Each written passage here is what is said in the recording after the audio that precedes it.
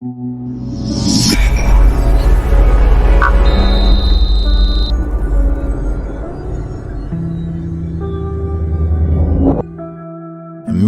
Aliyu Mustapha. He's one of Nigeria's foremost political analysts and also runs the Kairos Leadership Institute, which works directly to empower Nigerian youths. Nigeria's youth make up over 2/3 of Nigeria's current population. The youth are predicted to be a tipping point in the upcoming election. As such, Aliyu Mustapha is uniquely positioned to understand the pulse of the youth. Accordingly, he will be discussing Nigeria's upcoming 2023 presidential election.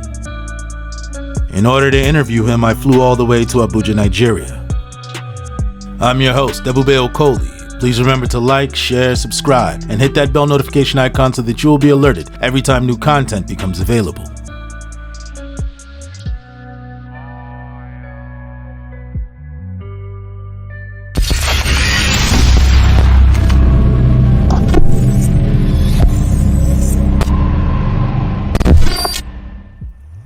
Mustapha, it's a pleasure to finally meet you. Yeah, nice to have you up here, Obwe. It's great to be here with you in Abuja. Thank you very much. So can you briefly tell me where you were born and what brought you to the capital of Nigeria?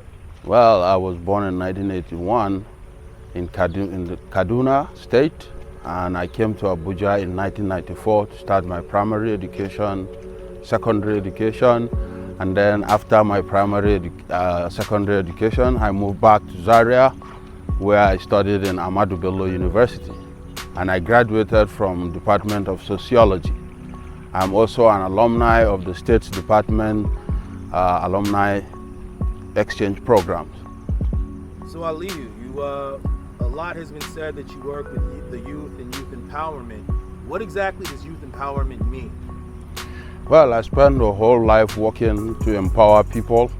Back at the State Department where I work in the American Embassy, we did a lot of exchange programs that empower youths from education to cultural exchanges, entrepreneurship, and what have you. I also work with Kairos Leadership Institute, where for us, youth empowerment means a paradigm shift from job seeking to job creation for the Nigerian youth. And we try to capture them young, right on campus, giving them relevance and alternative to this job-dominated mindset. And so that's what we do at Kairos. Now you spoke about the Kairos Leadership Institute. What exactly is that? Well, Kairos Leadership Institute was founded by Professor Emeka Okoli. He's a Nigerian-American Fulbrighter and a senior citizen. He came back sometimes in 2006, 2007. He created the Leadership Institute in order to give young people a platform to develop their skills, to hone their talents, and be job providers instead of job seekers. The US government sponsored the Pioneer program, and ever since then we have continued to fund it on our own. And so that's what we do at Kairos, and Professor Emeka Okoli is the president, and I am the national coordinator, and we've been doing a whole lot of things. All right, so one of the situations when we talk about the youth is that there's almost a disconnect because the youth are heavily active on social media, and that's usually where they give out their political leanings and thoughts and organize themselves. However, there's a disconnect because that doesn't seem to translate over to the polls. And so now, for example, the big deal right now is the upcoming elections, the presidential elections to be specific.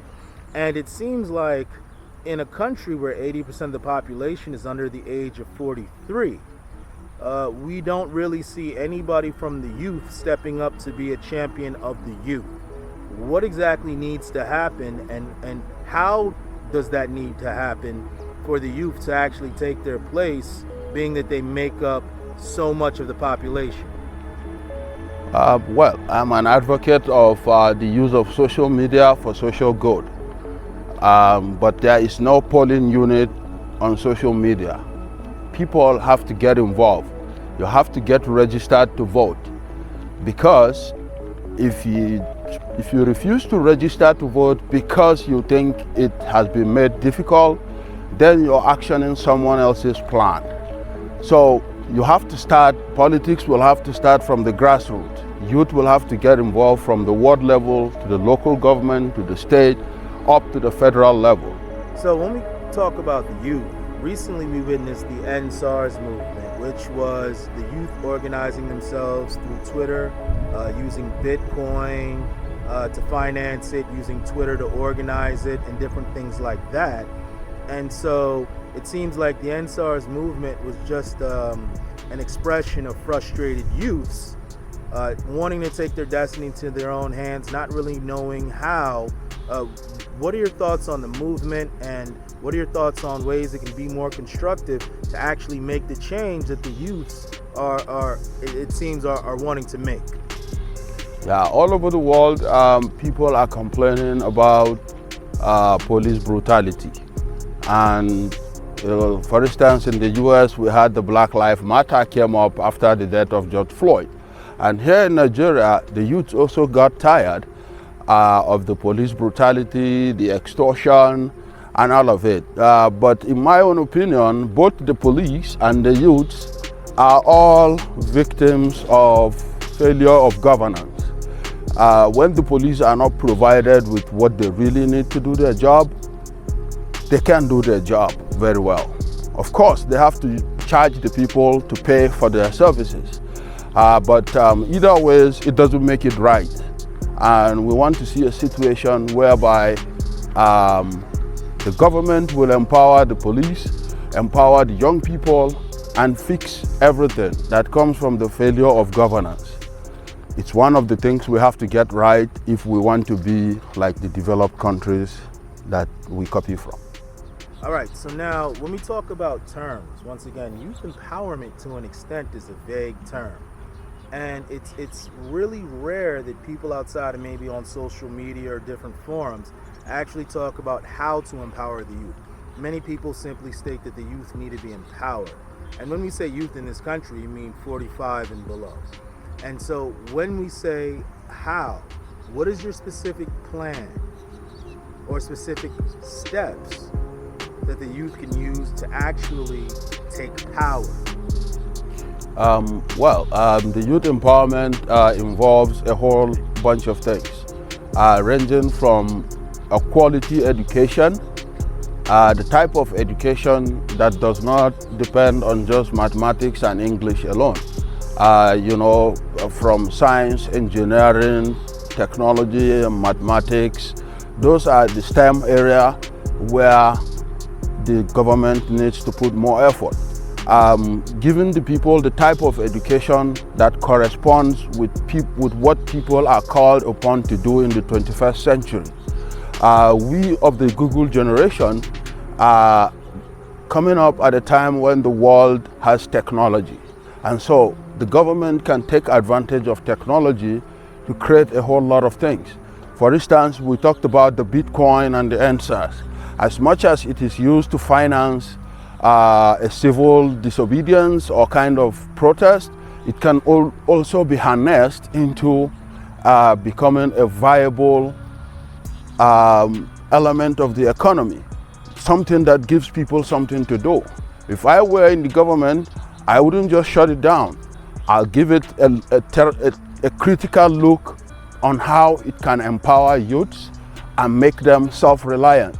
Then there is the skill acquisition side, where people need to learn a skill that they can survive outside the school and the classroom, because the school doesn't teach you how to make money. You learn it out there. All right, so recently it's not been a hidden fact that there have been clamorings for people to leave the country, certain segments to leave the country. And of course, for those who don't know, Nigeria is essentially made up of different kingdoms and empires that were put together into one nation. And so Nigeria is a nation made up of nations, which is why there's so many people, and which is why Nigeria to an extent has a lot of power, because Nigeria is several countries in one. Now recently there have been calls for people to leave the union for various reasons. So what are your thoughts on people who are calling to leave, and what can we do to ensure that we maintain a state where everybody feels included, so we can build a proper state that can compete internationally with other states? Oh, thank you very much for this question. I think it's a timely one. First and foremost, Nigeria came to be in 1914 as a result of the amalgamation of the Northern and Southern Protectorate. The British people who did this did so for a specific reasons of their own. Of course, once we're together, we are in a marriage. And if someone in a marriage feels dominated or alienated or sidelined or being marginalized, the tendency to want to resist that domination is eminent. Now, for instance, we have the Biafra movement. More recently, we have the Oduduwa coming from the Yoruba nation. Of course, I don't have anything against their move for self-actualization. But one thing is also certain. We are not certain about what happens when a country breaks away, because we've seen countries like South Sudan. They've had independence from the real Sudan, from the northern Sudan, but they're still in crisis decades after. And so the kind of caliber of people who are going to lead the movement will determine the success or otherwise of it. But I have nothing against them, and I think Nigerian state should work for everybody. The reason for this, I think, is injustice. And if we can have justice where everyone is treated equally, whatever formula of power sharing or resource allocation that we have must be fair and just for everyone. Because in the absence of justice, you have anarchy. It should be about justice and not just us. So Aliyu, me personally, I believe corruption, of course, is a system structure. And corruption is systematic. It's people who engage in thought, speech, or action towards a certain goal to enrich themselves or harm their enemies. So corruption is a system. Therefore, it has to be stopped at a systematic level. Now, when it comes to corruption, what are your thoughts on stopping corruption in Africa, and particularly Nigeria? Well, thank you very much for that question. When the government of President Muhammadu Buhari came on board, he came on board with three agendas. And one is fighting corruption, the other economy, and then the security. Talking about corruption, of course, the government is doing its best, arresting people who have looted the treasury. You can imagine a situation whereby money that is meant for the procurement of arms to engage the war on Boko Haram, according to the president, he says, and I quote, that people sit in a table like they were going to have lunch or dinner, they share the money and put it in their account. Well, that's one step of fighting corruption. But another level is the institutional framework. What do I mean by that? We have to strengthen the institutions to be able to regulate people. Right now, what we have powerful people and less powerful institutions. Now, to stop that corruption, we have to look at what makes people take bribes, what makes people engage in the act of corruption. Most of the time, like I said, it has to do with self-relevance, quest for relevance, and everybody wants to be important, everybody wants to be rich. But we have to stop what makes the tendency for people to become corrupt. For instance, you don't want a policeman to collect bribe, but you send him to an outpost where he has to use his money to buy his own uniform, to buy his, to fuel the car and all of that. I've been privileged to work for the US government, and you will never lack anything in terms of the resources required to do your work. And so when this happens and you see people retiring into misery, if you go around, you will see civil servants who have served the nation, either in the military or public service, but at the end of the day, they are retired and they are wretched. Now, the fear of that kind of poverty makes people to get it by all means, making money by all means necessary in order to escape that poverty. And so we have to tackle corruption from the point where the situation that makes people to develop that tendency is being addressed. I'm not saying the government is not doing enough, but more needs to be done. So Aliyu, a lot of people have talked, and you come from the part of the country, you come from the northern part of the country. How do you see insecurity?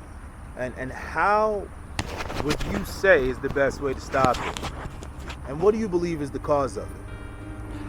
Well, we still have to go back to the idea of quest for relevance. People want to escape poverty, people want to be important. As a result of that, when the means available for people to actualize their goals becomes very slim, then the chances for people to develop alternative, no matter how ugly it might be, becomes eminent. And that is the nature of, that is in human nature. The state of nature says in the beginning, life was solitary, nasty, poor, brutish, and short. Owing to the belligerence of living in permanent isolation, people relinquish their right to the government, in whose repository and trustee in this modern day becomes the government to take care of everyone. So security is the number one priority of government, to protect people's lives and property. We have a challenge, we have a situation where the system is becoming overwhelmed with the kidnappings, the terrorism in the northeast, the banditry in the northwest. Down south, you have the Niger Delta militants, and you have the IPOB, you have all kinds of groups coming out. Now, the state, the tribe, has always been the original enemy of the state.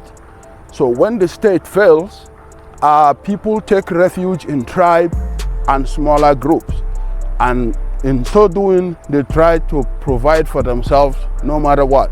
If you talk to the people who are talking about amnesty and amnesty for criminals, for kidnappers, for bandits, the headers, and all of those people, they talked about the condition that led the people to it.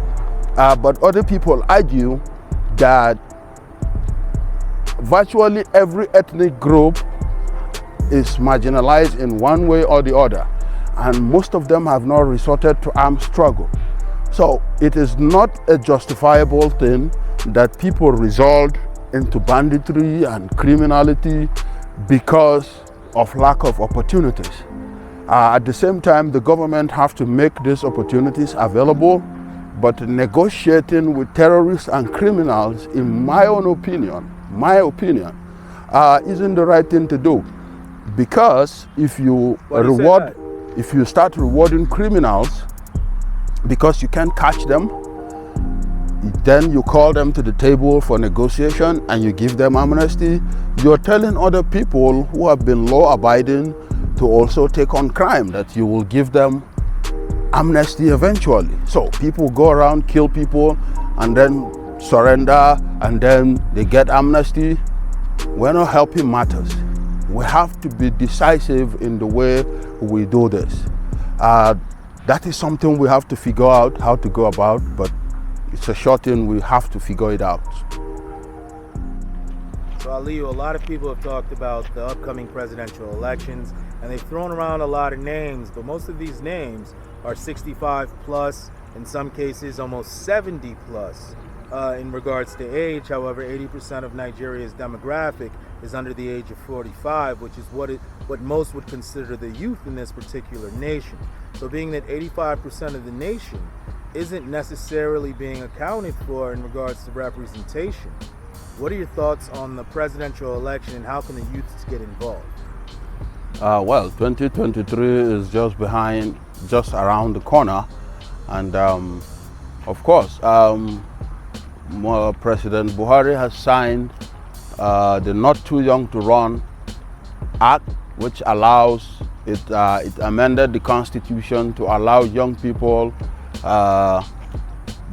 from the age of, I don't know the specific age, but it allows much younger people to run for office, something that wasn't available before. So I think it's a step in the right direction.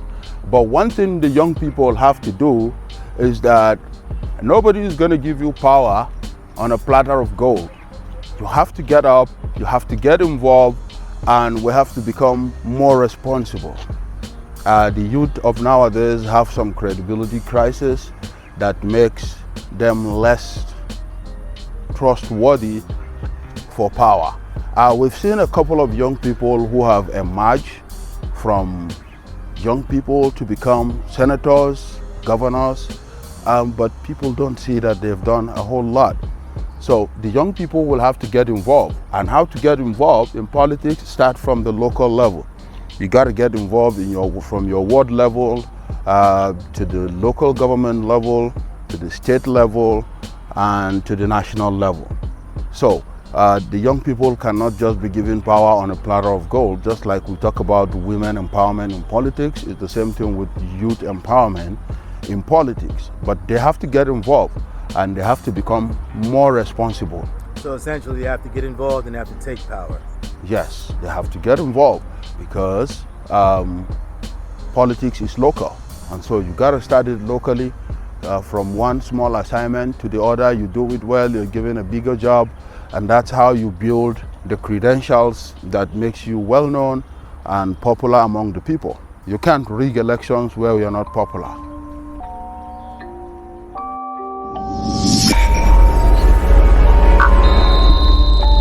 Rage on that beat, going crazy.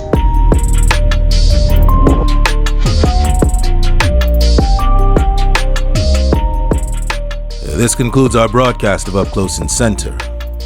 Please remember to like, share, subscribe, and hit that bell notification icon so that you'll be among the first to know every time new content becomes available. I've been your host, Ebube Okoli. Thank you for your time and your commitment to the continent.